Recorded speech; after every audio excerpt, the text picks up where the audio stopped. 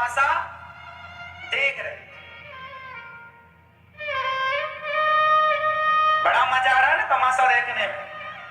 अभी इनका भी तमाशा बनेगा, है ना? ये तुम बड़ा मजा आ रहा देखने में। संभल कर बैठना जग में तमाशा देखने वालों, कहीं खुद ना तमाशा बन जाना तमाशा देखने वालों। ये जितने लोग सभा में थे ध्यान से सुनना ये लाइन। द्रौपदी बहन की, द्रौपदी माँ की साड़ियां जब खिंच रही थी साड़ी, उस समय द्रौपदी के साड़ी को जितने लोग देख रहे थे, वस्त्र हरण को जितने लोग देख रहे थे, उनमें से एक भी जीवित नहीं बचा।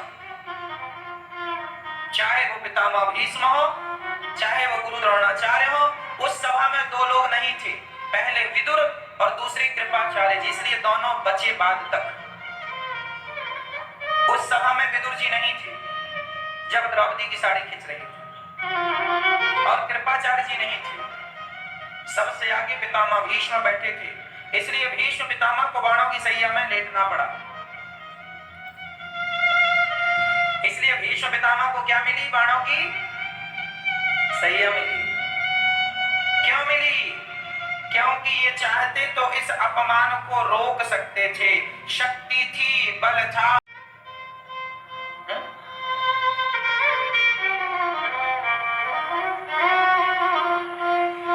गुरु द्रोणाचार्य को भी दंड मिला, सब भोगना पड़ा।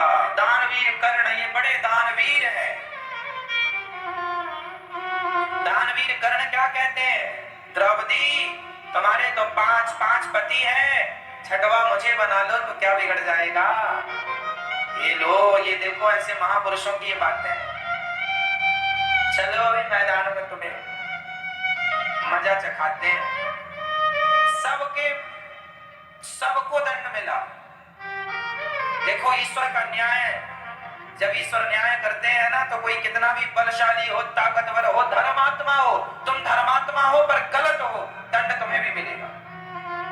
तुम दानी हो, कर्ण हो, तुम दानवीर हो, श्रेष्ठ दानी हो, लेकिन दानी हो पर भरी सभा में किसी नारी का भरी सभा में द्रौपदी की साड़ी खींचने में जितने लोग मुस्कुरा रहे थे, मजे ले रहे थे, तमाशा देख रहे थे, सब महाभारत में कोई बाणों की सैया में पड़ा, किसी का गुरु द्रोणाचार्य का सिर धृष्टद्युम्न ने काट दिया, और दानवीर कर्ण रथ से नीचे उतरे, पहिया निकालने के लिए बाण मार दिया गया, मर गए।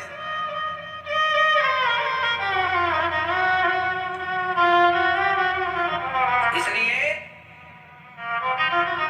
अति कभी ना करना प्यारे, इति तेरी हो जाएगी, बिन पंखों के पक्षी जैसी गति तेरी हो जाएगी। अति ना बोलना मेरी माँ, अति ना करना। जिनने जीवन में अति की है उनका अंत हुआ है। समझ रहे हैं? 99 कौरव मारे गए, दुर्योधन की जंघा टूट गई गदा के प्रहार से, भूमि पर पड़े हैं, मौत आ जाती तो मैं मर जाता, मौत नहीं आई। पापी आदमी जल्दी से मरता नहीं। गुरु द्रोणाचार्य के पुत्र अश्वत्थामा आए, मित्र मेरे लिए कोई आज्ञा दो, पांडवों को मार दो। पांचों पांडवों को मारने अश्वत्थामा चले। पांडव तो नहीं, पांडव पुत्र सो रहे थे, द्रौपदी के 5 बच्चे, उन्हें पांडव समझकर दुर्योधन अश्वत्थामा ने मार दिया। और अश्वत्थामा ने जब सिर लाकर दिए, दुर्योधन देख मैंने मार दिया। दुर्योधन ने सिर दबाया, भीम का सिर तो दबा के मैं अपना गुस्सा शांत करूं, तो बड़ी सहजता से दब गया। मित्र ये तो भीम नहीं है। ध्यान से देखा, ये तो पांडव पुत्र है। दुर्योधन उसी समय रोने लगा, मित्र तुमने मेरा वंश नष्ट कर दिया। पहले सुख हुआ कि पांडव मारे गए, फिर दुख हुआ कि ये पांडव। देखा कि ये बच्चे तो थे नहीं, जाकर देखा तो पूरा बिस्तर लहू से भरा था, सिर तो थे, धड़ तो था, सिर नहीं था। भगवान श्री कृष्ण को सारथी बनाकर अर्जुन चल पड़े अश्वत्थामा को पकड़ने। अश्वत्थामा ने ब्रह्मास्त्र चला दिया अर्जुन को मारने। अर्जुन भगवान की शरण में आए। कृष्ण कृष्ण महाबाहो भक्तानां अभयंकरा, त्वमेको दह्यमानानां मकबरगोऽसि संस्रते। चरणों में गिर ने ब्रह्मास्त्र चलाया। भगवान बोले तुम भी चलाओ। कांटे को कांटे से निकाला जाता, ब्रह्मास्त्र को ब्रह्मास्त्र काटेगा, चला। ने दोनों ब्रह्मास्त्र को शांत कर, दोनों को साध लिया, नष्ट कर दिया दोनों ब्रह्मास्त्र। वो भगवान है, भगवान तो कर्तुम अकर्तुम सब कुछ करने की ताकत रखते हैं, सर्व सामर्थ्य, सब कुछ करने की सामर्थ्य भगवान में। बाल पकड़े अश्वत्थामा के और घसीट कर अर्जुन ने द्रौपदी के सामने खड़ा किया। द्रौपदी ये लो, तुम जो दंड देना चाहो इसे दे दो। द्रौपदी मां कहती है गुरु पुत्र है, ये छोड़ दो, क्या इनके मार देने से हमारे मृत पुत्र जीवित होंगे? अरे इन्हें मार देने से इनकी मां भी रोएगी, इसलिए इन्हें छोड़ दिया जाए। भीम भैया बोले द्रौपदी तुम्हें इस पर दया आ रही है? द्रौपदी ने कहा दया इस पर नहीं, इनकी मां पर आ रही है। दोस्तों, भक्तों, माताओं, बहनों, देखिए लोभ और लालच एक ऐसी बुरी बला है कि इसी के चलते अभी आपने सुन पा रहे थे गुरुदेव अनुदाचार्य जी महाराज से कि किस प्रकार से जब द्रौपदी का चिरहरण हो रही थी तो उस समय तमाशा देखने वाला एक भी जिंदा नहीं बचा। जी हाँ दोस्तों, सबसे आगे बैठे हुए थे भीष्म पितामह। भीष्म पितामह का तो वह गत हुई जो कि कभी सपना में सोचा नहीं जा सकता, क्योंकि भीष्म पितामह बहुत बड़े बलशाली थे। उसकी निशाना अशोक थी, बल्कि ये कह लीजिए कि वो इतना बड़ा योद्धा थे कि उससे पार पाना किसी की बस की बात नहीं थी। वो एक तरह से अमर योद्धा कहा जा सकता है, क्योंकि सिर्फ उसकी काट भगवान के पास ही संभव था। इसीलिए गुरुदेव अनुदाचार्य जी महाराज कहते हैं कि भगवान के शरण को पकड़ लो, वही उद्धार करेगा और वही बेड़ा पार करेगा। तो आपने जो अनुदाचार्य जी महाराज गुरुदेव से सुन रहे थे, इनकी अमृतमय वाणी, दोस्तों आपको लगता है कि बहुत अच्छा लग रहा होगा। अगर आपको ये अच्छा लग रहा है तो वीडियो को पहले लाइक कर दीजिए। और अभी आप आगे सुनेंगे कि लोभ और लालच के वशीभूत होकर आज महाभारत की युद्ध होती है और महाभारत के युद्ध में कितने लाखों लोग मारे जाते हैं। तो हेलो दोस्तों, मैं अपने गुरुदेव बागेश्वर बाबा के चरणों में दंडवत प्रणाम करता हूँ। आप सभी को नमस्कार, प्रणाम, जोहार करता हूँ। दोस्तों, अब आपको मैं थोड़ी देर में ऐसा क्लिप सुनाने वाला हूँ जो उस क्लिप को सुनने के बाद आप निर्णय कीजिएगा कि महाभारत की युद्ध जो हुई थी वो तो द्वापर युग की बात है, क्या वो चीज़ आज भी हो रही है या नहीं? अगर हो रही है तो प्यार सा कमेंट का इंतजार हम करेंगे दोस्तों। तो हम वीडियो क्लिप की तरफ आपको लिए चलें, इसके पहले एक निवेदन आपसे करता हूं कि आप पूरे वीडियो को देखिएगा, क्योंकि ये ज्ञानवर्धक है और बहुत अच्छा वीडियो है। आपको नई नई जानकारी इसमें मिलेंगे, इसलिए आप इसको पूरे देखिएगा भक्तों। और हम उम्मीद करना चाहेंगे कि शायद आप ये वीडियो को जरूर देखेंगे। तो चलिए हम आपको लिए चलते हैं एक प्यारा सा वीडियो क्लिप की तरफ और आप सुनिए इस। अपना निर्णय दिया, ब्रह्मबंधुर्न हन्तव्य आततायि बधारणं मयैवो भयमानातं परिपायन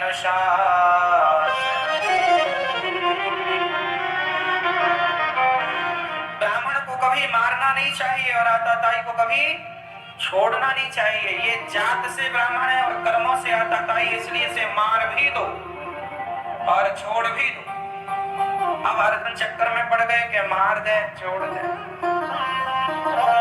तब अश्वत्थामा के सिर की मणि निकाल कर धक्के मार कर अपने से बड़ों का अपमान कर देना ही उन्हें मार देने के बराबर होता। पर उन्होंने अपने पुत्र के हत्यारे को छोड़ दिया। गोस्वामी जी लिख रहे हैं, दया धर्म का मूल है,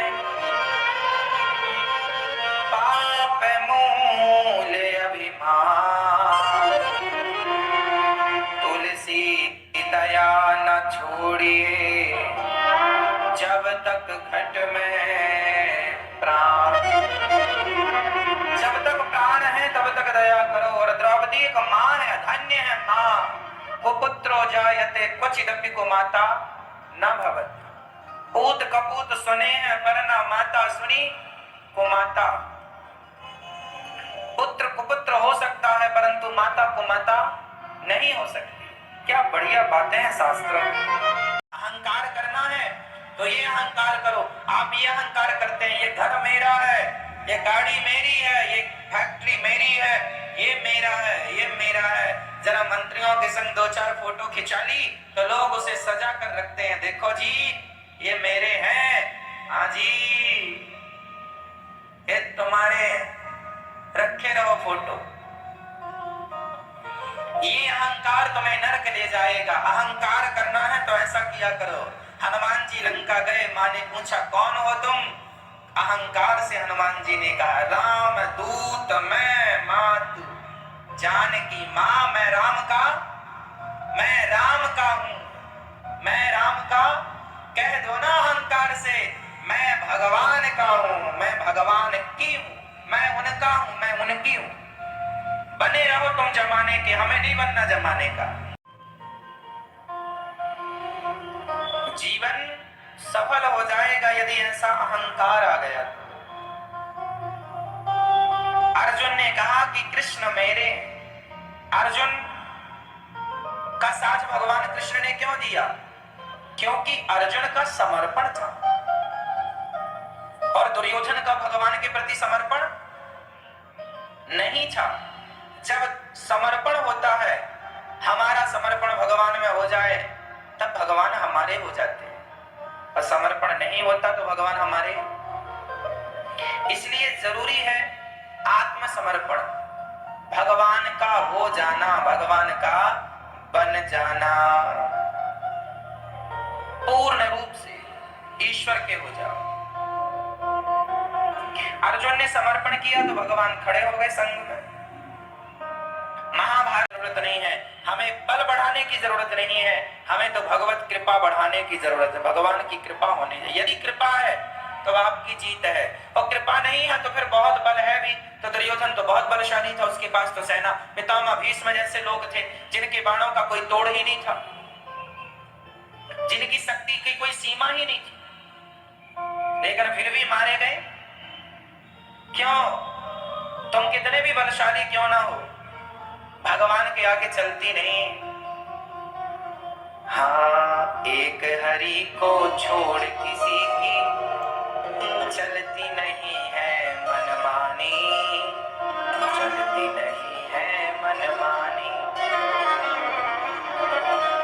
लंकापति रावण योद्धा ने सीता जी का हरण किया, 1 लाख पूत 1.25 लाख नाती, किसी की चलती नहीं है मनमानी, चलती नहीं है मनमानी। इसलिए मनमानी ना किया। दुर्योधन बड़ा मनमानी करता था, है ना? 2 चीजें होती हैं, लोभ और लालच। लोभ और लालच दोनों अलग अलग चीजें हैं। लोभ क्या है और लालच क्या है? लोभ उसे कहते हैं जितना मेरा धन है मैं अपने धन को जाने ना दूं, अपने धन को पकड़ कर रखूं। ये क्या है? लोभ है। और दूसरे का धन भी मुझे मिल जाए, ये लालच है। और दूसरे का भी मिल जाए ये, तो आपके अंदर ज्यादा क्या है? लोभ की लालच। दुर्योधन लोभी भी था और लालची। वह पांडवों की संपत्ति भी हड़पना चाहता था और हड़प ही लिया जुआ में। जुआ खेला, दांव पर पूरी लग गई। इंद्रप्रस्थ, पूरा इंद्रप्रस्थ दांव पर लग गया।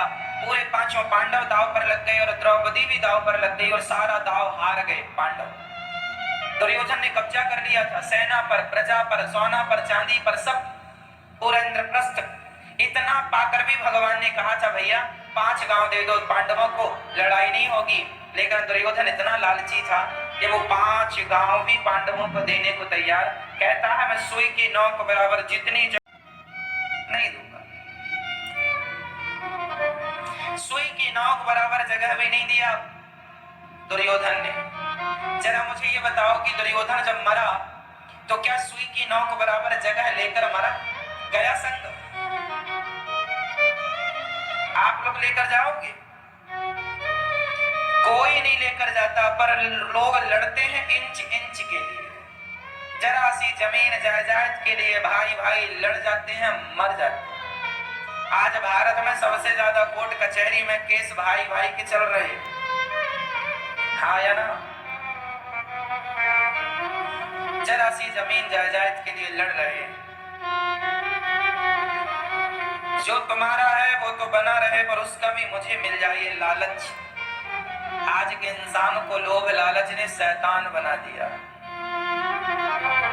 दुर्योधन की दोस्तों अभी जो आप प्रसंग सुन रहे हैं गुरुदेव अनुताचार्य जी महाराज से, ये लोभ और लालच का आपने सुने कि लोभ मतलब अपना चीज़ जो आपके पास है या सभी के पास है वो मेरे पास रह ही जाए, और लालच का मतलब दूसरे का संपत्ति भी हमारे पास आ जाए।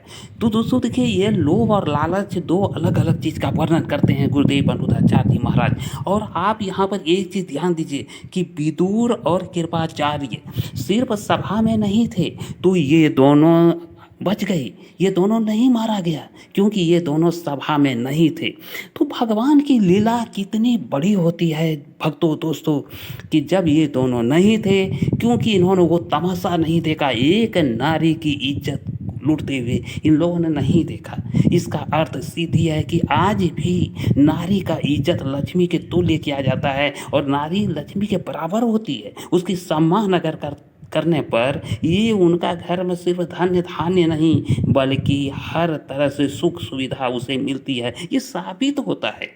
अब देखिए, ये भले ही द्वापर युग की बात हो, लेकिन ये इस युग में भी चरितार्थ होती नजर आती है। गुरुदेव अनुताचार्य जी महाराज ये जो उदाहरण देकर भक्तों समझाते हैं, इसमें वो स्पष्ट कहते हैं कि जब दुर्योधन का जंघा टूटा तो उसका दोस्त जब उसके पास जाते हैं अश्वत्थामा ने कहते हैं, मित्र बोलो मेरे लिए क्या आदेश है? तो पांचों पांडव को मारने का आदेश देते हैं, लेकिन पांचों पांडव के जगह वो पांचों पांडवों का पुत्र मारा जाता है। जो कि एक तरफ दुर्योधन को खुशी होती है कि पांचों पांडव मारा गया, दूसरी तरफ जब उसे ये देखते हैं कि पांडव नहीं बल्कि उसका वंश का ही संहार हो गया, तो बड़ी वो दुख भी होती है। तो देखिए, एक इंसान जो कि अपना बाप का बात ना, माँ का बात ना माने, तो देखिए कितनी अफसोस की बात होती है। मित्रों, दोस्तों, भक्तों, अभी आप जो सुनेंगे आगे कि गांधारी ने अपनी पट्टी खोली, और वो उस वक्त खोली थी जब दुर्योधन ही सिर्फ बचे थे। 99 कौरवों की मौत हो चुकी थी और आखिरी दुर्योधन को युद्ध में जाना था। तो उसकी माता ने आंख में पट्टी बांध कर रखी थी, और एक व्रत थी कि जब वो पट्टी खोल कर जो पहला किसी को देखे और जहाँ जहाँ वो नज़र उसकी जाएगी वो वज्र बन जाएगा। बस यही कह के उसकी माता को लालच पैदा होती है, पुत्र मोह, और उन्होंने अगर यही आंख सही वक्त पे खोली होती, यानी जब द्रौपदी की चीरहरण हो रही होती उस समय, तो शायद एक नारी की इज्जत बच जाती और उनका नाम स्वर्ण अक्षरों से भारतवर्ष में लिखा जाता। लेकिन देखिए, इन्होंने उस वक्त में अपनी आंख खोलने का निर्णय लेती है गांधारी ने जब उसकी पुत्र की मोह उत्पन्न होती है। दोस्तों, आप लोग ये कहानी को तो जानते होंगे, हम कहानी को नहीं बढ़ाना चाहते हैं कि कृष्ण भगवान ने जब नंगा होकर जा रहे थे दुर्योधन, तो केला का पत्ता पहनने के लिए कहा, और दोस्तों केला का पत्ता जो पहन के माँ के सामने जो गई तो वही भाग उसका कच्चा रहा, बाकी तो वज्र हो गया। इसीलिए जंघा पे मारने के बाद ही उसकी जंघा टूट गई और फिर उसकी मृत्यु होती है। लेकिन यहाँ पर यही बात है कि प्रभु जिस पर कृपा हो, प्रभु की जिस पर अथाह प्रेम हो, वहाँ पर कुछ भी संभव है। और दोस्तों, आपने देख लिए कि अगर अहंकार आपको करनी है ना, तो वो सिर्फ भगवान पे, प्रभु पर कीजिए। और यही बात बजरंग बली हनुमान जी ने सीता मैया को कहता है कि मैं राम का दूत हूँ, राम का भक्त हूँ और मेरा प्रभु राम स्वामी है। तो यही चीज गुरुदेव अनुताचार्य जी कहता है कि आप भी करो कि राम ही मेरा स्वामी है, राम ही मेरा सब कुछ है और राम का मैं भक्त हूँ। तो समझ लीजिए कि आपके उद्धार होने में कोई बाकी नहीं रहेगा। तो दोस्तों वीडियो मज़ेदार है, अगर आपको लग रही है तो हम दोबारा रिक्वेस्ट करते हैं कि वीडियो को लाइक कर दीजिए और चैनल को सब्सक्राइब कर दीजिए। तो उषागंज से हम ब्लॉग चैनल का सदस्य बनिए और चलिए इस दो चार थप्पड़ मार के हटा देना चाहिए नालायक को, चल यहाँ से। लेकिन नहीं, उसी नालायक पर धृतराष्ट्र का मोह था। बेटा बेटा दुर्योधन, बेटा दुर्योधन। क्यों जी? जान रहे हैं कि ये नालायक बेटा सत्यानाश कराएगा, लेकिन फिर भी उसी से प्यार। मेरा बेटा बेटा कैसा भी है मेरा बेटा है। क्यों जी? आपका बेटा भी तो ऐसी नहीं है, कैसा भी है मेरा बेटा है। आप लोग धृतराष्ट्र ना बन जाना। और धृतराष्ट्र की पत्नी और महान गांधारी आंखों में पट्टी बांधे बैठी है, देखो। पट्टी उतारने की जरूरत थी कि बांधने की? बोलो बोलो मेरी माँ, पट्टी उतारने की जरूरत थी कि बांधने की? दुर्योधन दुर्योधन भरी सभा में द्रौपदी की साड़ी उतार रहा है और गांधारी ने पट्टी नहीं उतारी। गांधारी ने पट्टी कब उतारी? आपको पता है? गांधारी ने एक बार पट्टी उतारी थी आंखों से। कब? दुर्योधन जब अकेला बचा, सारे 99 भाई मर गए, तब गांधारी ने पट्टी उतार के कहा था, तू कपड़े उतार के आ जाना, मैं तुझे देख लूंगी। जहां जहां मेरी दृष्टि पड़ेगी वह अंग तेरा वज्र का हो जाएगा, फिर वो मारे से नहीं मरेगा, तुझे कोई नहीं मार सकता। गांधारी माँ, आप यदि होती तो मैं ही आपको बता देता कि माँ, यदि पट्टी उतारनी ही थी तो द्रौपदी की साड़ी खिंच रही थी, तब उतार कर दुर्योधन को 2 थप्पड़ मार दिया होता तो दुर्योधन का तो सर्वनाश ही ना होता। तुमने सही वक्त पर पट्टी उतारी होती तो आज ये दिन ही ना देखने पड़ते। इसे तुम बचा के क्या करोगी? ये आज उसकी उतारा, कल किसी और की उतारेगा, क्या भरोसा ऐसे नालायक बच्चों का। और इनको बचाने लिए देखो, इतना मोह था पुत्र के प्रति, इतना मोह था कि बेटा इतना नालायक है, लेकिन उसे बचाने के लिए मां ने जीवन भर की तपस्या पट्टी उतार के बच्चे को दे दी। मैया जी, गलत रास्तों से बच्चों को सही वक्त पर रोक लोगी ना तो ये सर्वनाश के दिन देखने ही नहीं पड़ेंगे। ये दिन इसलिए आते हैं क्योंकि सही वक्त पर आप अपनी आंखों की पट्टी नहीं हटाते। क्यों मैया जी? सही है, आप लोगों की आंखों में तो पट्टी नहीं बंधी। बच्चों को लाड़ करना अच्छा है, प्यार करना अच्छा है, पर जरूरत से ज्यादा लाड़ प्यार ना कर लेना। नहीं, वही लाड़ प्यार उन बच्चों के भविष्य में, उनके भविष्य को खतरे में डाल देगा। प्यार से नहीं मानते, जरा डांटो। डांट से भी नहीं मानते, थप्पड़ मारने की बिल्कुल जरूरत है। क्यों जी? दुर्योधन काहे बिगड़ गया? ज्यादा लाड़ में। दुर्योधन कैसे बिगड़ गया? ज्यादा लाड़, मेरा बेटा बेटा। धृतराष्ट्र भी अंधे, ये दोनों ही अंधे हैं माँ बाप। एक की तो आंखें सलामत है, पट्टी बांधे बैठी है, और एक की तो फूटी ही है। धृतराष्ट्र महाराज ये अंधे, ये केवल आंखों से अंधे नहीं है, ये बुद्धि और विवेक से भी अंधे हैं। ऐसा पाप भगवान किसी को ना दे जो भरी सभा में अपने बेटे से दूसरी नारी के कपड़े उतरवा रहा हो, कुछ नहीं बोल रहा, देखो ये पाप है। कोई और बाप, अरे आज का ही कोई बाप होता तो वहीं पकड़ के अपने बेटे को 2-4 जूते जमा देता, क्यों रे ऐसी हरकत करता। लेकिन ये भक्तों, माताओं और बहनों, आप लोगों ने अभी जो सुने कि लालच और लोभ, ये 2 के कारण सिर्फ लोभ होती तो फिर ये महाभारत ना होता, लेकिन यहाँ लालच भी संग में जुट जाता है। और दोस्तों, आपने देखे कि पुत्र का मोह आज गांधारी और धृतराष्ट्र को कितना बड़ा महंगा चुकाना पड़ा। आप जरा सा सोच लीजिए, अगर धृतराष्ट्र ने अंधा होते हुए भी अगर आदेश दे दिया होता और गांधारी ने अपनी आंख की पट्टी खोल ली होती और 2 थप्पड़ मार दी होती तो सच में ये महाभारत ना होती और पूरे 100 का 100 भाई नहीं मारा जाता और गांधारी और धृतराष्ट्र की पुत्र आज जिंदा होता। लेकिन लोभ और लालच ने इतना अंधा कर दिया कि धृतराष्ट्र तो खुद अंधे थे ही, तो गांधारी ने भी अपने आंख में पट्टी बांधकर अंधी हो गई। दोस्तों इस दोनों के कारण से इनका 100 बेटा भी एक तरह से अंधे कर सकते हैं, क्योंकि उनका विवेक भी समाप्त हो गई। विवेक तो रहा ही नहीं। अगर विवेक होती तो लोभ और लालच ना करता, क्योंकि वो खुद राजा थे, उसे क्या कमी थी। तो दोस्तों भगवान की माया को समझना इतना सरल नहीं है। भगवान की माया अपार है। तो गुरुदेव अनिरुद्धाचार्य जी महाराज कहते हैं कि आज अपने पुत्र और पुत्री को एक अच्छा शिक्षा दीजिए और एक अच्छा वातावरण दीजिए और एक अच्छा धर्मशास्त्र के अनुसार जीने का कला सिखाइए। अगर आप ऐसा करते हैं तो आपका पुत्र और पुत्री लंबी आयु के साथ साथ इस देश विदेश हर जगह अपना नाम कमाएगा, सम्मान पाएगा। तो बस यही कहना है गुरुदेव अनिरुद्धाचार्य का आज के समय के अनुसार। दोस्तों वीडियो कैसे लग रही है? वीडियो अच्छी लग रही है तो वीडियो को लाइक कर दीजिए और चैनल को सब्सक्राइब कर दीजिए और सागंश्याम ब्लॉग चैनल का सदस्य बनिए। मेरा मान सम्मान बढ़े दोस्तों। और आपको इसी तरह का वीडियो चाहिए तो निश्चित आप मेरे चैनल को सब्सक्राइब कर दीजिए। तो दोस्तों इतना ही, मिलता हूँ अगला ब्लॉग में। तब तक के लिए दोस्तों आप लोगों से विदा लेना चाहूँगा। तो दोस्तों जय हिंद, जय भारत, जय